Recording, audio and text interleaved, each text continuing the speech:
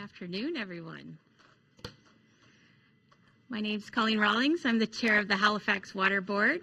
Welcome to Halifax Water's 2024 Annual General Meeting, which is being held at the Western Operations Depot on Cowie Hill Road. We'd like to acknowledge that we are meeting in Mi'kma'ki, the ancestral unceded territory of the Mi'kmaq people. This meeting is open to the public and available to view online through a live webcast and will also be posted to Halifax Water's YouTube channel. This meeting's agenda and today's presentations will be posted on Halifax Water website. But before we begin, I have some general information for all of you. Following the presentations, there will be an opportunity for members of the public to ask questions about Halifax Water. Attendees wishing to speak are asked to raise their hand, and the general manager will answer the question or direct it to another member of the Halifax Water team. Speaking time may be limited to 10 minutes per speaker. All comments and questions should be respectful. Any person using disrespectful or derogatory language will be asked to stop. If the disruption persists, you will be asked to leave the meeting. I'm pleased to welcome my fellow board members along with myself to the meeting today. We have Vice Chair Kathy Deagle-Gammon. We have the CAO of Halifax Regional Municipality, Kathy O'Toole. We have Commissioner Patty Cuddle, Commissioner Paul Russell, Commissioner Nancy McClellan, Commissioner John McPherson. We have received regrets from one commissioner. Commissioner Becky Kent was unable to join us today. I will now call this meeting to order and begin with the approval of the agenda. You will see the agenda on the screen, and I would require one of the commissioners to make a motion to approve. Vice Chair Deagle-Gammon has made that motion. Do I have a seconder? Commissioner Russell has seconded the agenda as presented. Are there any additions or amendments to the agenda? No? We'll call the question. All those in favor of the agenda as presented, please raise your hand. Any opposed? Any abstentions? Seeing none, the motion is carried. We will now move to item 3, which is the approval of the minutes of the 2023 Annual General Meeting held on Thursday, July 13th, 2023. I also require a motion for this approval. Commissioner McClellan has agreed to make that motion. Is there a seconder?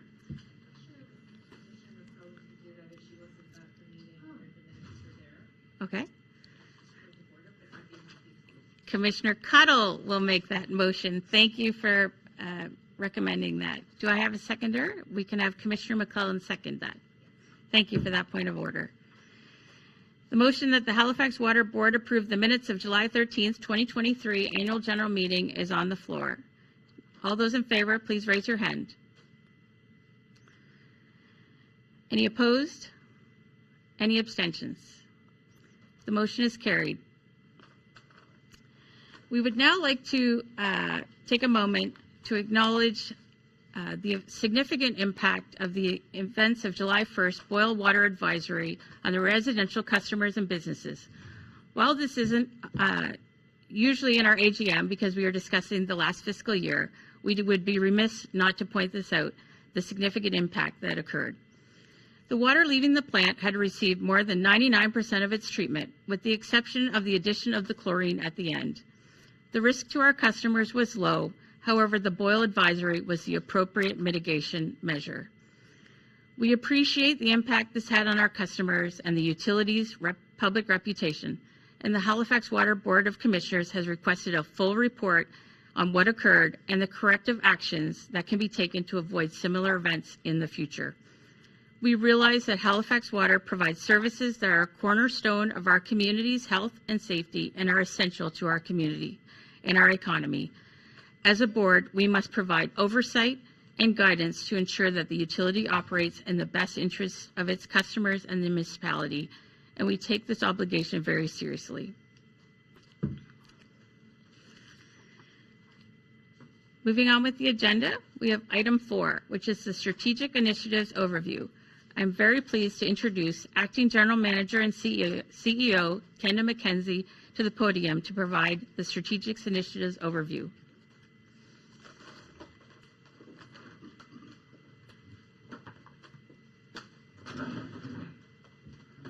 Thank you, Madam Chair. And I'd like to also welcome the commissioners to our 455 Cowie operational depot, and the members of the public and other employees to today's annual general meeting. I also want to point out that we have a number of our directors here with us today. Josh DeYoung, Louis de Montbron, Colin Taylor, and in the audience, John Eisner and Ashley Kendall are also on our executive team. So thank you all for joining us today as we go through a summary of our last year's activities and a forward look at what we plan for this coming fiscal year. So I'd like to start with a review of our purpose and the vision that Halifax Water has. Our purpose is to supply and safeguard sustainable, high-quality water services for our customers. The vision is how we will accomplish this, and it's threefold. We will provide our customers with high-quality water, wastewater, and stormwater services. Through the adoption of best practices, we will place the highest value on public health, the customer service, fiscal responsibility, workplace safety and security, asset management, regulatory compliance, and stewardship of the environment. We will fully engage our employees through teamwork, innovation, and professional development. In delivering our services, they are built on 4 pillars. And in a review of our 4 pillars, the first is people and culture. And in people and culture, the focus is on the attraction, retention, of high-quality workforce, develop and support an inclusive, respectful workplace with a commitment to our customers and the communities we live in and promoting an ongoing engagement with them. The next pillar is our health, safety, and environment and social responsibility. We put forefront and great importance on the health and safety of our employees, the public, our contractors, and we are committed to the protection of the environment and providing sustainable, reliable services to our customers. Under financial and regulatory accountability, we're mindful of managing and operating our assets, balancing the value and customer service while being fiscally responsible. And the 4th pillar is our operational excellence. We are focused on providing reliable, quality service to our customers with safety front of mind, efficiently building, operating, and maintaining critical infrastructure. One of the tools that we use in measuring our success and our achievements throughout the year is our corporate balance scorecard. In 2001, the Halifax Water Board approved the use of the corporate balance scorecard. It ensures that our employees are focused on strategic outcomes. We develop organizational indicators to use as a measure of our success in achieving those.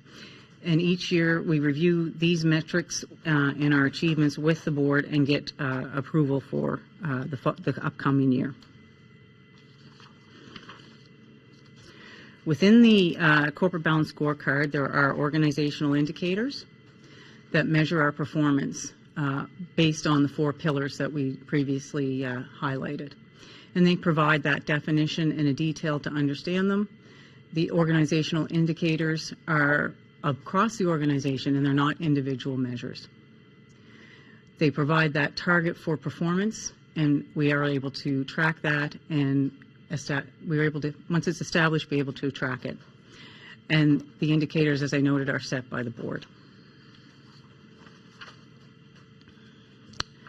This past year, in 23-24, we achieved 19 of the 33 metrics that are within our corporate balance scorecard.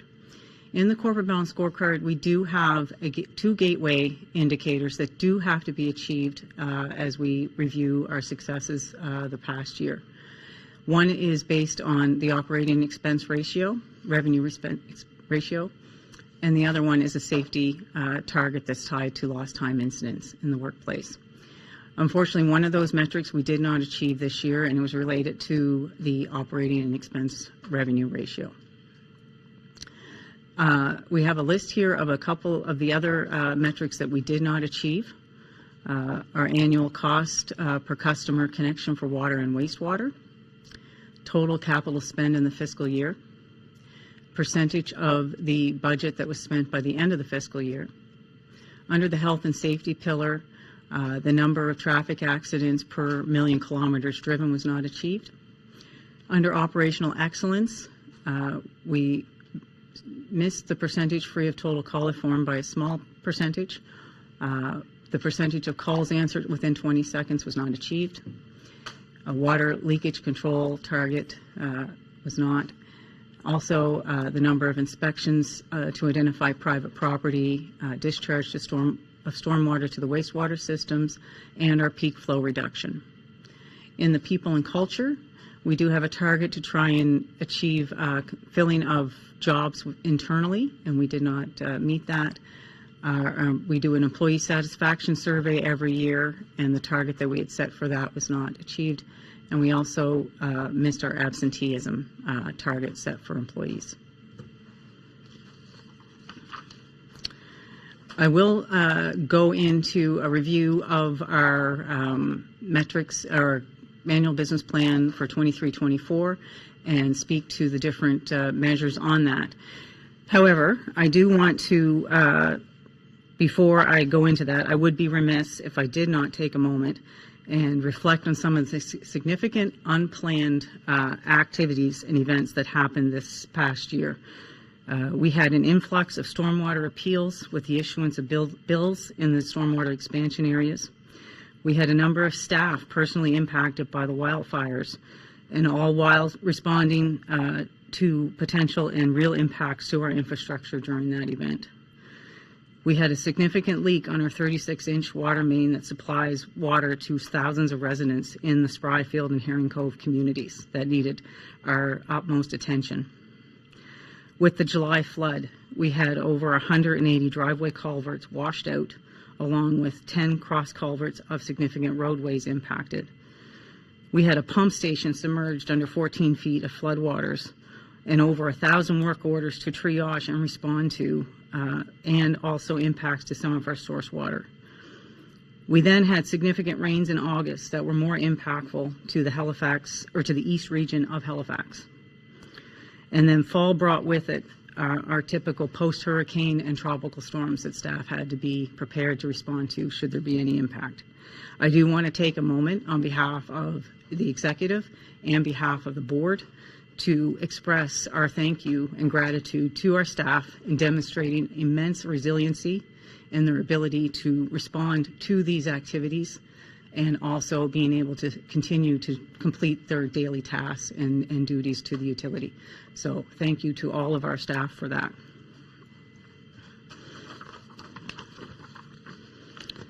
So going into the more formal aspects of our business plan and reviewing some of the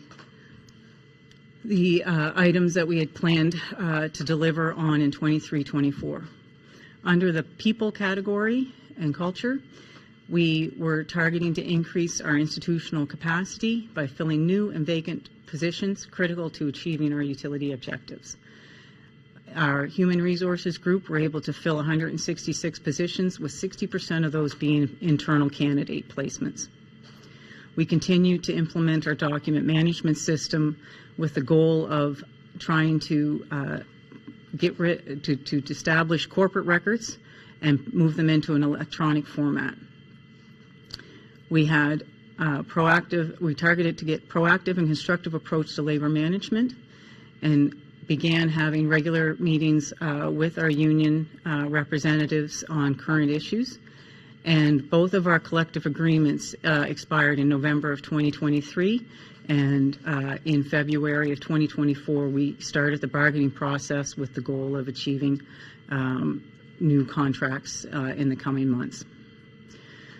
We continue to increase engagement with our stakeholders and our customers, participating in a number of groups within the communities, engaging with HRM on the upgrades to and updates to the regional plan, and looking at relationships and strengthening our roles in communications with the Nova Scotia Utility and Review Board consultants on some of our projects, and the development community on the growth needs that are targeting and being impactful to our infrastructure. Also, we were targeting to complete the 2-year activities of the Diversity, Equity, and Inclusion framework. We updated and rolled out our fair hiring policy, completed respectful workplace training, and participated in International Women's Day events. In our health and safety and environment pillar for 23-24, we were focused on adopting standards for psychologically health workspaces to continue to build a safe work culture. We presented the framework to our Environmental Health and Safety Committee in January and continue to map out the program for inclusion in our daily activities. We were to develop a climate action plan, with the draft being completed in Q4 of 23-24, with a presentation being made to our Environmental Health and Safety Committee on June 2024. We also wanted to enhance our wastewater modeling and develop a strategy to consistently meet our regulatory reporting requirements for combined sewer overflows and sanitary sewer overflows. Last year, we were able to develop that project charter and continue the implementation to enhance the data collection. We're also in the discovery phase of gathering and understanding existing data gaps related to identifying and monitoring our CSOs and SSOs. We also worked on finalizing our water safety plan as we were transitioning from our water quality master plan to a different framework and different structure. So we have a water safety plan steering committee. We're able to develop the draft framework and start to identify the key risks that we have to start to map out and plan and work into developing corrective actions to address those and plans and programs. We also wanted to gain approvals and execute the contract to upgrade our biosolids processing facility. And we're currently in the procurement process, and with the goal of achieving and getting a successful proponent in place to deliver that project.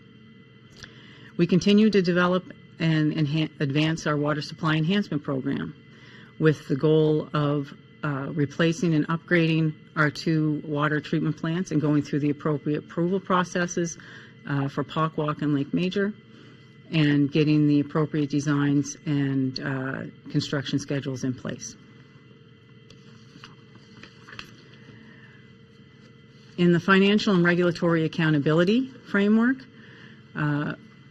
we had planned in 23-24 to develop the next 5-year business plan, as the current one expires this fiscal, with including our long-term funding strategy for operating and capital budgets.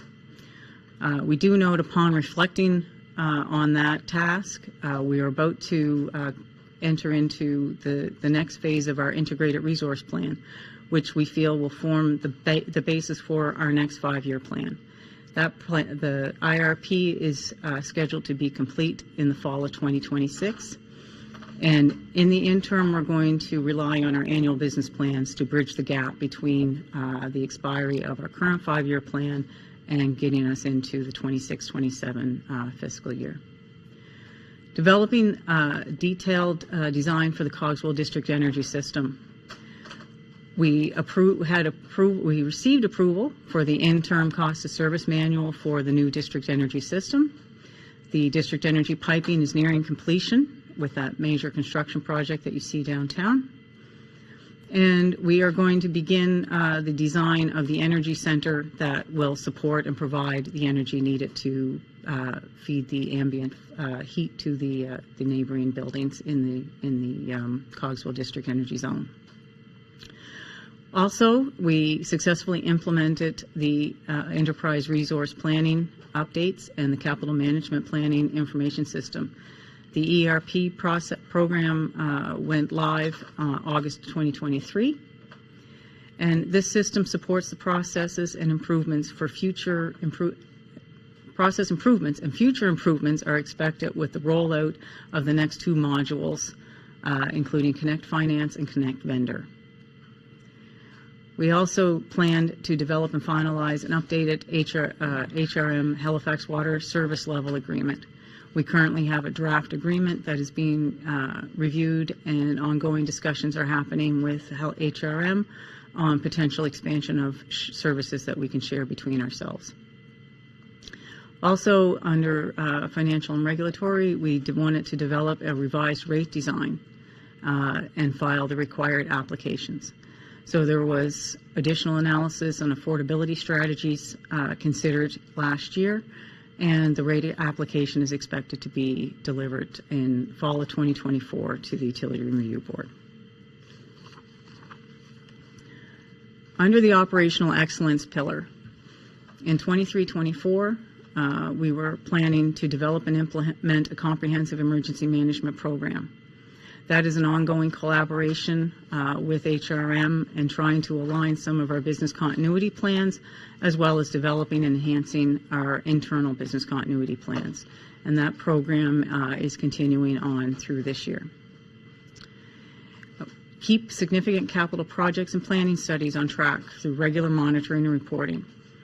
Last year, we had reporting completed at regular intervals with Halifax Water board meeting schedules, as well as executive presentations to provide project status updates. Enhance all capital related areas: approval, budgeting, project delivery, and planning.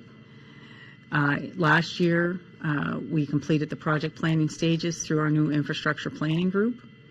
The development of the capital budget planning management software, training and rollout is upcoming. We had the initiation of the engineering project processes project to identify current state and map out future state processes for project delivery. Our institutional capacity assessment is underway, where we're looking at the resources and any potential resource gaps we have in delivering our capital program. We continue to develop the reorganized departmental structure at the staff level while addressing resource vacancies within the engineering group. Also, under operational excellence, we were to develop a 5-year information and technology roadmap and continue to improve our cybersecurity. The plan has been completed, and the team has started all year 1 projects, and the cybersecurity continues to be enhanced through the people, process, and technology. Develop dashboards and metrics to measure and support our operational excellence and level of service to our customers. The dashboards have and continue to be created to monitor our operations and deliver value to our customers. And for water operations, draft operational performance standards and level of service standards have been developed, along with preliminary dashboards for tracking metrics within our computerized maintenance management system.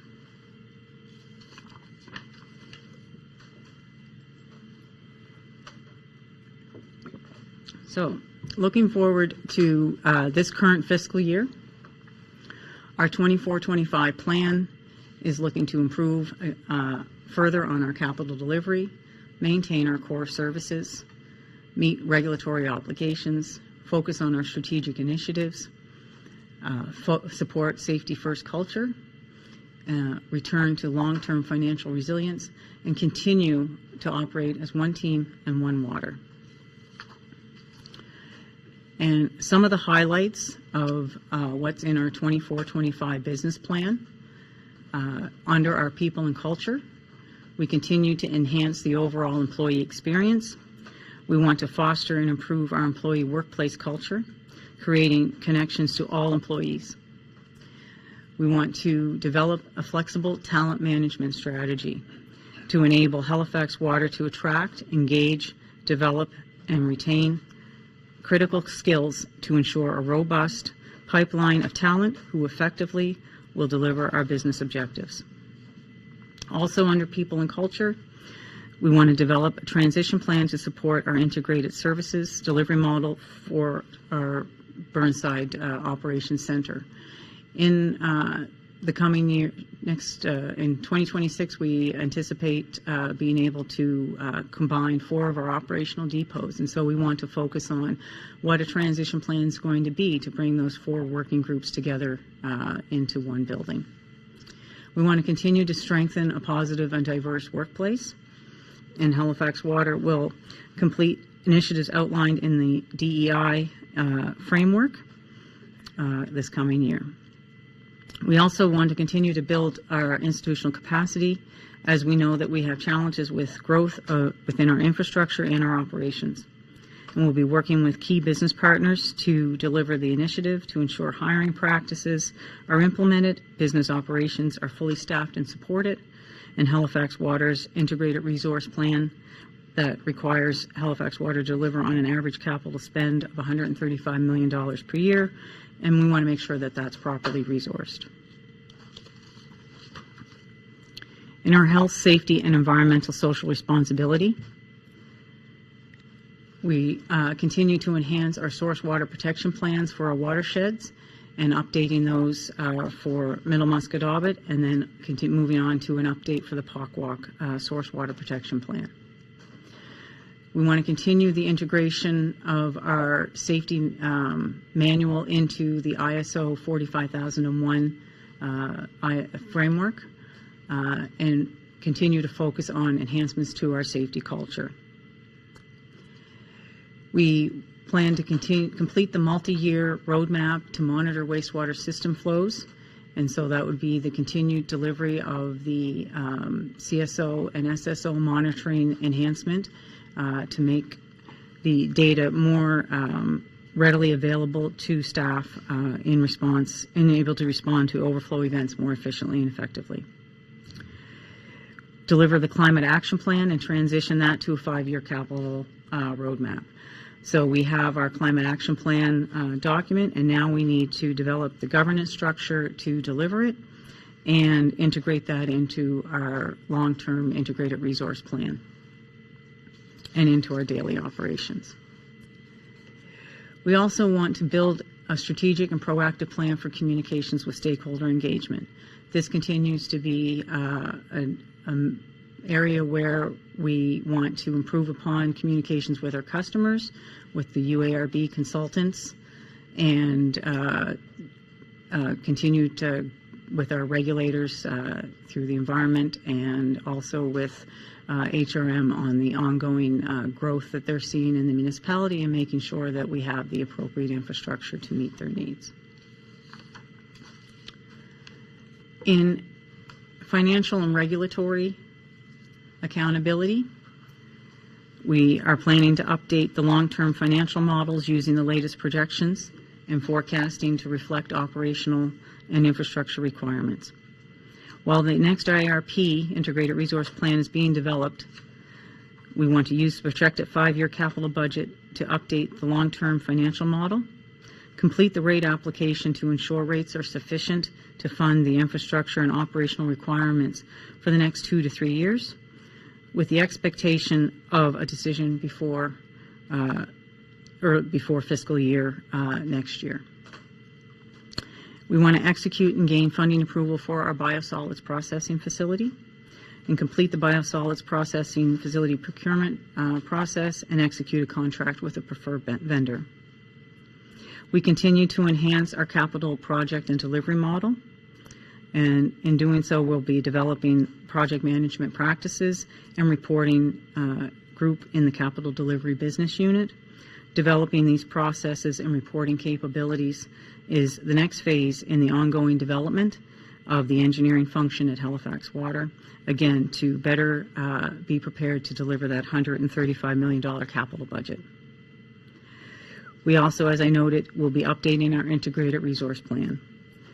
And we're going to execute a procurement initiative to obtain a consultant to deliver the IRP with to complete the IRP, and the Nova Scotia Utility Review Board requires Halifax Water to have a 30-year plan for infrastructure plan through the lens of asset renewal, growth, and compliance.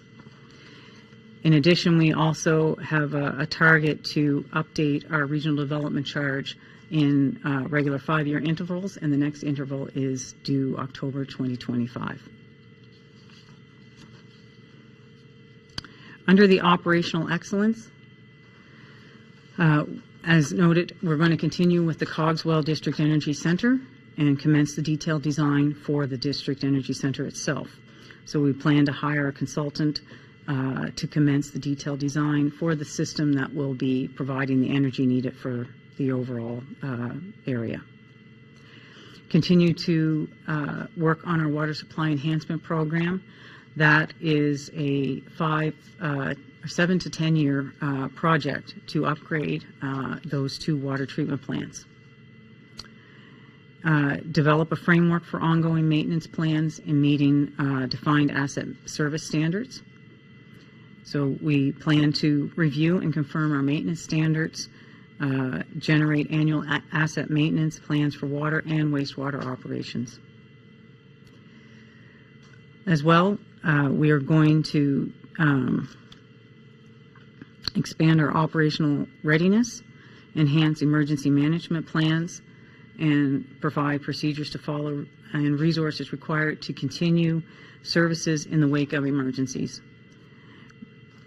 And as I said earlier, our staff are amazing, and we want to make sure that they have all the appropriate tools at their fingertips in the case of any future events.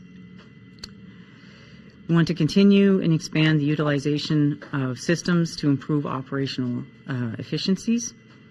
And so using our enterprise resource planning system, we want to review additional functionality and enhancements in the new ERP system with the goal of expanding utilization to streamline processes and improve financial accountability and improve our organizational efficiencies.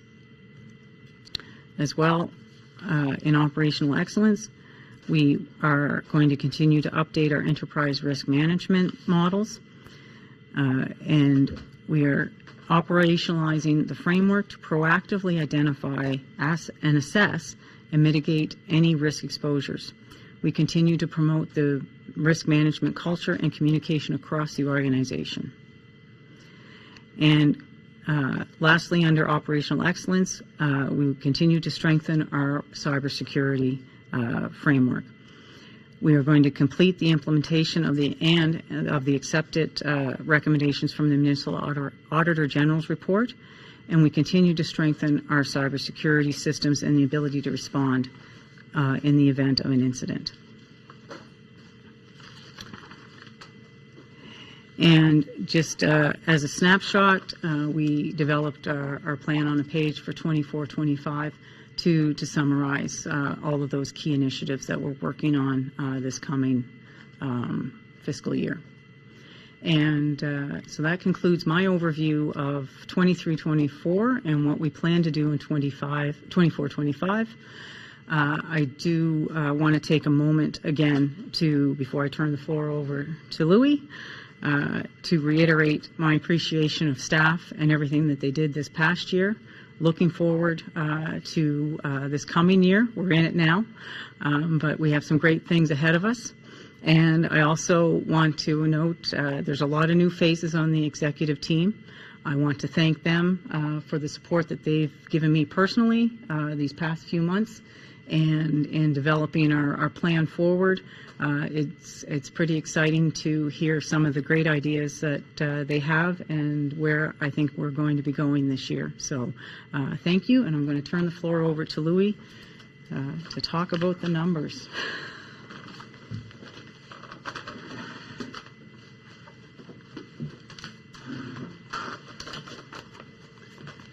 Thank you, Kendra.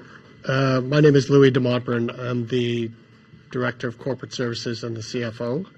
I'm here to run through the financial results for the 23-24 fiscal year. So what we're going to look at are the financial results from the audit. Our auditors, Grant Thornton, have told us that they are going to issue a clean audit opinion, which they have done. We essentially prepared our financial statements under 2 different methods of accounting. One that we use for audit purposes, which is the International Financial Reporting Standards, or IFRS. The second we use primarily for budgeting and for our rate applications, and that is done under the Utility and Review Board Water Utility Accounting and Reporting Handbook. They provide 2 different sets of results, and we use them differently from an organizational perspective. Go to the next slide, please. So as a highlight on the asset side, our assets increased by approximately $45.5 million. We always start with the change in our cash position. We had a relatively small decrease this year by about $600,000. We continue to have a healthy cash balance to allow us to deliver the services that we require. We did see an increase in our receivables, primarily related to the timing of our billing process and also the rate increases that were approved in December of 2023 and again in December of 2022 and again in April 1st, 2023. We continue to see an improvement and an increase in our capital assets. So in total we had an increase of approximately $35 million on our work in progress. We had a slight increase of about $8.6 million related to our utility plant and service and our intangible assets. On the liability side, we have our current liabilities decreased slightly related to the current portion of our long-term debt. We did have an increase in the payables to the municipality related to our share of the Cogswell District Energy Project. We have long-term liabilities that increased primarily related to issuance of approximately $40 million in new debt in the fiscal year. And then under the IFRS rules, the accounting for our employee benefit obligations decreased. That's due to the methodology that we use from a accounting perspective to display or to disclose those assets or liabilities. So we have our comprehensive earnings, or essentially our income statement. Under IFRS, we had a surplus of approximately $20.2 million.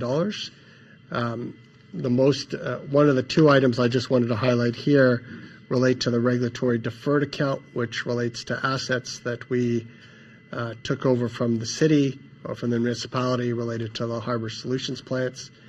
And also the last line, other comprehensive earnings, relates primarily to the accounting for our pension plan obligations. You go to the next slide.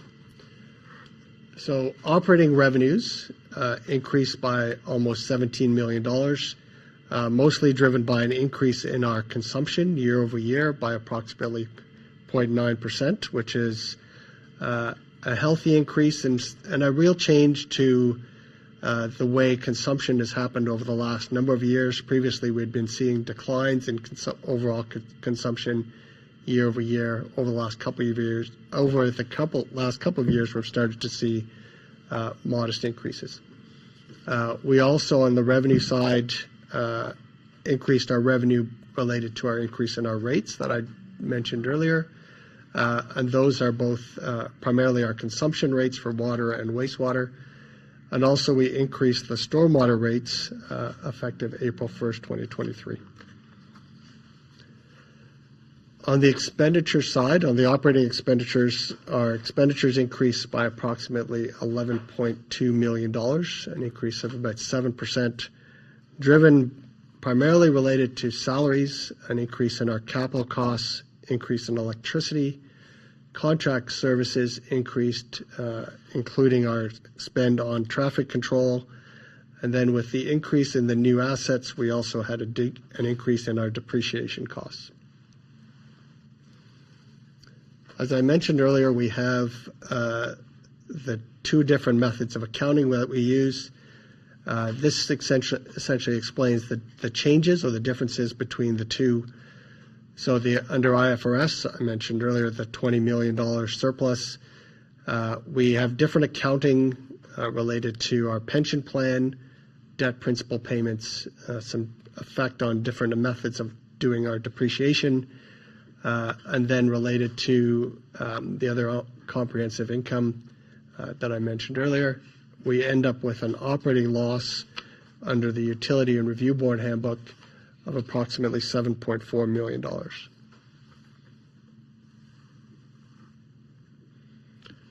So under the handbook results, the revenue is the same under both methods of accounting. Under the operating expenditures, they're slightly different, one to the other. The most significant increases, as we talked about, was the way that principal payments are shown and the changes in the depreciation. But essentially, we have the same cost drivers. Well, we have the same revenue and cost drivers. Otherwise, in terms of our rate increases, our increase in consumption on the revenue side, our increases in salaries, depreciation, and also our chemical and electricity costs affecting the operating side. We also had an increase year over year in our debt payments in terms of the interest rates that we're required to pay on our debt. That increase was approximately 1%, and saw our debt interest payments go from about 3.5% to almost 4.5%.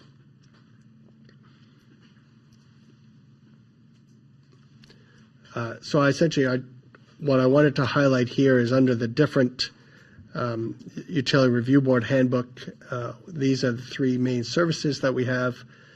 Water had a deficit of $5.9 million. Under wastewater, we had a deficit of about $90,000, and under stormwater, we had a deficit of $1.3 million.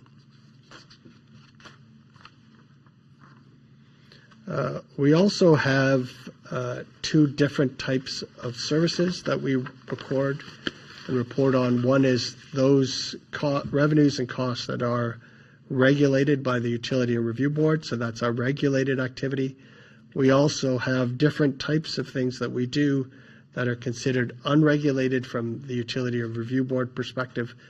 So this shows the difference between the split between our regulated activities and our unregulated activities. So our regulated activities had a deficit of approximately $7.8 million. Our unregulated activities generated a surplus of about $430,000.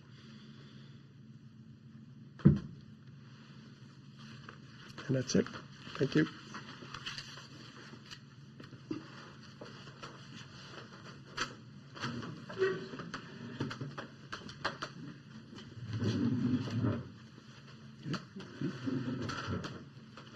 Welcome, everyone. My name is Josh DeYoung. I'm the Director of Engineering and Capital Infrastructure here at Halifax Water. I'm going to run through a few of the major capital initiatives for the 24-25 capital year. First, I wanted to kind of give a little background on how we operate, and just as a regulated utility, we have to recover our capital and operating costs through the Public Utilities, in line with the Public Utilities Act of Nova Scotia. We are guided by the integrated resource plan that was mentioned a couple times here today, and that's made up of the three drivers: the growth, the asset renewal, and the compliance. And growth being growth in the city, where infrastructure has to be upside. Is it? Sorry. Okay.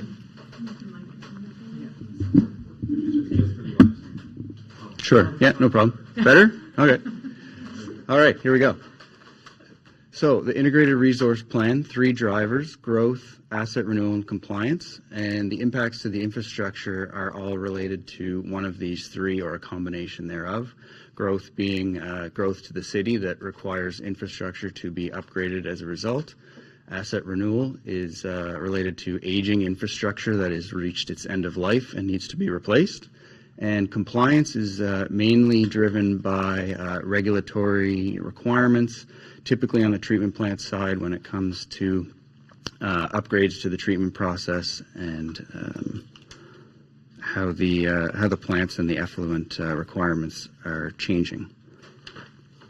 Next slide, please. So, in 2019, the latest edition of the IRP has it broken out by driver and by system class here. So by driver, you can see most of the spend over this 30-year period is related to the aging infrastructure.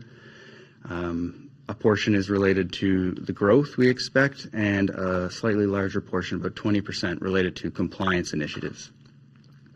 When you split it by water, wastewater, and stormwater, you can see it's roughly just over 50% on the wastewater side, a little bit less than that on water, and about 10% on the stormwater side. Our capital budget for 24-25 is about $150 million, and this shows the split across the asset classes for this specific year. It tends to fluctuate from year to year depending on the projects over the 30-year horizon, but generally aligns with the asset drivers that were shown in the previous slide. So I've got a few highlights of some of the major projects that we'll expect to see in 24-25. We have our integrated resource plan update. So this is the 30-year plan. We're looking to start that process and have it completed by fall 26. The water supply enhancement was mentioned by Kenda earlier, and that's looking at our 2 major water treatment plants and any upgrades required in the near term. Peninsula transmission main looping, that's a Quinpool Yonge Street initiative that's to strengthen the water system on the peninsula. Cogswell District Energy System, that is installation of distribution piping and the start of the design of the energy center. The Mill Cove wastewater treatment facility, we're entering a preliminary design phase for that facility. That's located right in Mill Cove in Bedford, and that's driven mainly by growth and capacity drivers. Our biosolids processing facility, which is the image you see there, that is operating since 2007 and is reaching the point of requiring an expansion and an upgrade. The wastewater system trenchless rehab program is a program we've had for over 10 years now, and it's looking at the in situ asset renewal of wastewater systems without having to excavate the street. So that's been a success over the past 10 years. We have the Burnside Ops Center, which Kenda mentioned is the consolidation of 4 aging depots around the east and central regions into one facility in Burnside. The Silver Sands water main extension project is allowing us to decommission a small system water supply plant, and by providing an extension to our existing system via water main, we're able to supply those customers with water and decommission that small system. The South Park Cathedral Lane is the next phase in the Spring Garden Road pocket, we call it, of sewer separation. So we've had a few phases completed already, and that's the next phase in line that runs up South Park and Cathedral. And Sullivan's Pond stormwater replacement. Our next phase in that, we've completed 1 already, and there's 2 more to go. This is number 2. That is to further the daylighting project in the downtown of Dartmouth to get from Sullivan's Pond through to the harbor. So the next phase is scheduled to start any day now in Dartmouth. And then the last line is, so we have several integrated initiatives with HRM where we try to consolidate our asset renewal projects with their street recapitalization program so that we can benefit from the 2 entities repairing infrastructure at the same time. So that's a list of projects in itself. There's also a handful of projects just due to the length of time required to obtain approvals or to complete design, get required land access. Some projects tend to take more than 1 year. This is a list of some of the ones that would have been in previous capital years that we're continuing to complete this year. So the Akerley Force Main Rehabilitation, that's looking at a lining of the Akerley Pump Station Force Main, which goes right up from the intersection of Akerley up to the tracks. The Aerotech Booster Station replacement, that is an asset renewal project out at the airport, and we're looking to replace that asset by installing a temporary pump outside and then rebuilding the station. The Fairview Cove Trunk Sewer is it's the twinning of an existing trunk sewer, large diameter, in the Fairview Cove area, and we're working towards finalizing land negotiations to have that completed. And then the Quigley's Corner, Main Street, and Bissett are all pump station projects, differing combinations of the growth, asset renewal, and compliance, but all of them reaching the end of their service life, and we need to make considerations for how we upgrade those in the future. And the Bears Road sewer separation is a different pocket of sewer separation that we're working on. That's the next step in that project. We've completed one in conjunction with the Bears Road widening project, and now we're looking at the Bears Road sewer separation as a smaller section of pipe off of Joseph Howe. Yep, so all of these are tied back to one of those three drivers or some percentage or combination of. And that's it for me. So I'll turn it back over to Board Chair Rawlings.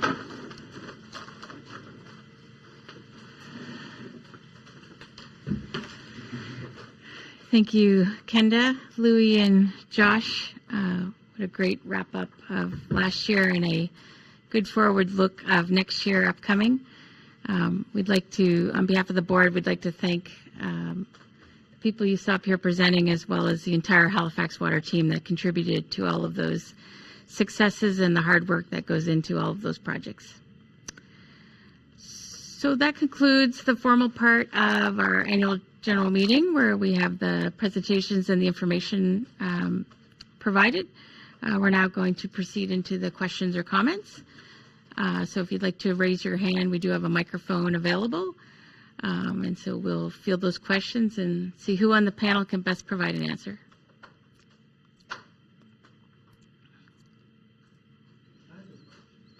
Okay, just one sec.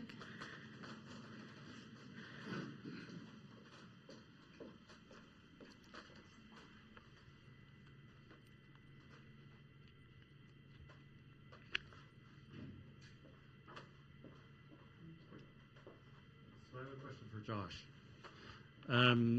the water main that's going down through Evans Avenue, the bottom of Evans, and through the Windsor Street Exchange, what's the timeline of that being replaced? Because I know they're going to start the Windsor Street Exchange probably next year, I'm assuming. So do we have a plan to replace that main that goes through there? Do you need? I can just talk louder if that. Well, you need it for the. Sure. Oh, sorry. Yeah. For you too.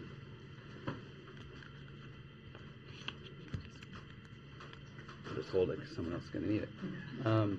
Yeah. So the city does have a Windsor Street Exchange project, redevelopment project. Sorry, that was brought up at council this past month. We are working closely with their planning department to align. We actually have two projects, not just the water main, but a sewer separation that goes down Kemp Road as well. We're looking to align our two projects with that redevelopment as well, so that we can, similar to a smaller integrated project, we have the ability to join forces with the city and benefit from the opportunities that exist. So I think your question was specific to schedule.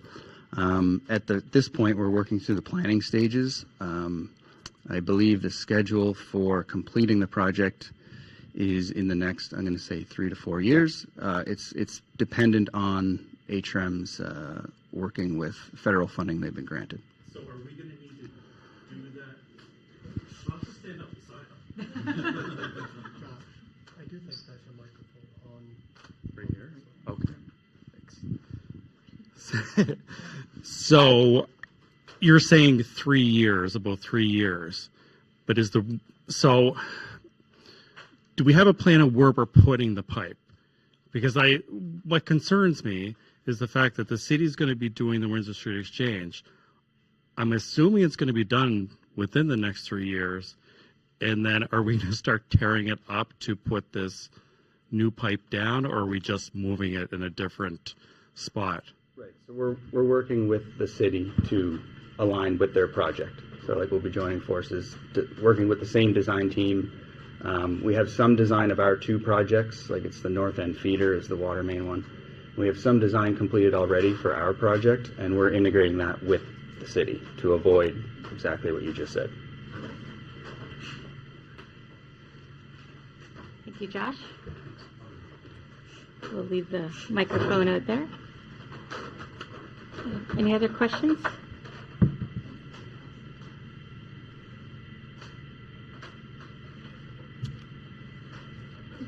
Seeing none, thank you, everyone. This concludes Halifax Water's annual general meeting for 2024. As you've heard, fiscal 23-24 was a busy and challenging year for Halifax Water, and we expect the year ahead to be no different. Our customers continue to benefit from the hard work of the internal staff and those who support their work at HRM, and our consulting and construction partners. I would also like to extend my personal appreciation to the individual members of the Halifax Water Board of Commissioners. And I especially want to thank Kenda and the executive team for their ongoing commitment to the utility and its customers in what certainly has been a period of transition, change, and challenges. This dedication goes also to every member of our Halifax Water team. We couldn't do it without you. I want to thank you for attending and or watching this year's AGM, and I would like to thank the Halifax Water team that supported the meeting today. Thank you, everyone.